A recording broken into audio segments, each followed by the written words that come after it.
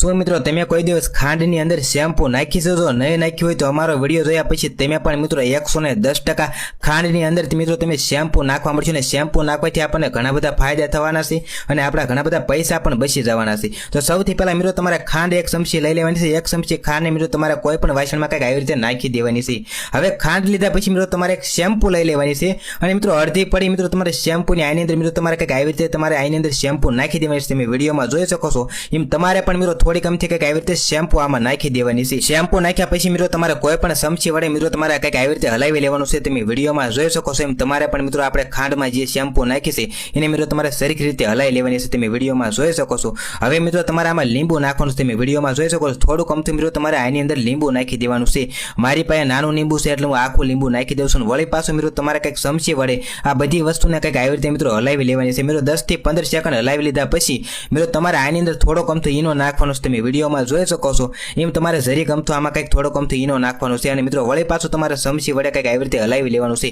પણ મિત્રો વિડીયોમાં આગળ વધતા પહેલા તમારું નામ ને તમારા ગામનું નામ તમે કોમેન્ટ કરવાનું ભૂલતા નહીં, કારણ કે અમે તમને સ્પેશિયલથી થેન્ક્સ કહી શકીએ। તો મિત્રો પાછળના વિડીયોનો થેન્ક્સ છે શારદાબેનને મુંબઈથી, કમલેશભાઈને ભાવનગરથી, મેહુલભાઈને રાજકોટથી, રાહુલભાઈને લીલાપુરથી, ગીતાબેનને અમદાવાદથી, ચંદ્રિકાબેનને વિસાવદરથી, આશીષભાઈને શિવરાજગઢથી, લલિતાબેનને નરોડાથી, કાજલબેનને સાવણથી, ગીતાબેનને નડિયાદથી, શિલ્પાબેનને નડિયાદથી, વિષ્ણુકુમારને યુએસથી, રામજીભાઈને બાબરાથી, રમેશભાઈને બોટાદથી, મફાભાઈને વેજલપુરથી, દિનેશભાઈને જોટિંગડાથી, દીપકભાઈને રાજકોટથી, ભાવનાબેનને ગોધરાથી, સંજુબેનને ધોરાજીથી, સવિતાબેનને યુએસથી, કમલેશભાઈને સોમનાથથી, પ્રકાશભાઈને ઝરખિયાથી, મેહુલભાઈને લીંબડિયાથી, ભગતભાઈને કેશોદથી, ધનજીભાઈને નાની લાખાવાડથી, જશોદાબેનને બેંગ્લોરથી। તો મિત્રો વિડીયોમાં તમારા પણ કંઈક આવી રીતે નામ આવી શકે છે એટલે તમારું નામ ને તમારા ગામનું નામ તમે કોમેન્ટ કરવાનું ભૂલતા નહીં। તો મિત્રો તમે જોઈ શકો છો બધી વસ્તુ આપણે કંઈક આવી રીતે મિક્સ થઈ જાય। મિક્સ થઈ ગયા પછી મિત્રો તમારે છે ને શું કરવાનું છે કે આ બધી વસ્તુને મિત્રો સરખી રીતે મિક્સ કરી લેવાની છે। મિત્રો તમારે કંઈક પગ ઉપર મિત્રો તમારે કંઈક આવી રીતે લીંબુના ફાડાથી તમારે લગાવી દેવાની છે। તમે વિડીયોમાં જોઈ શકો છો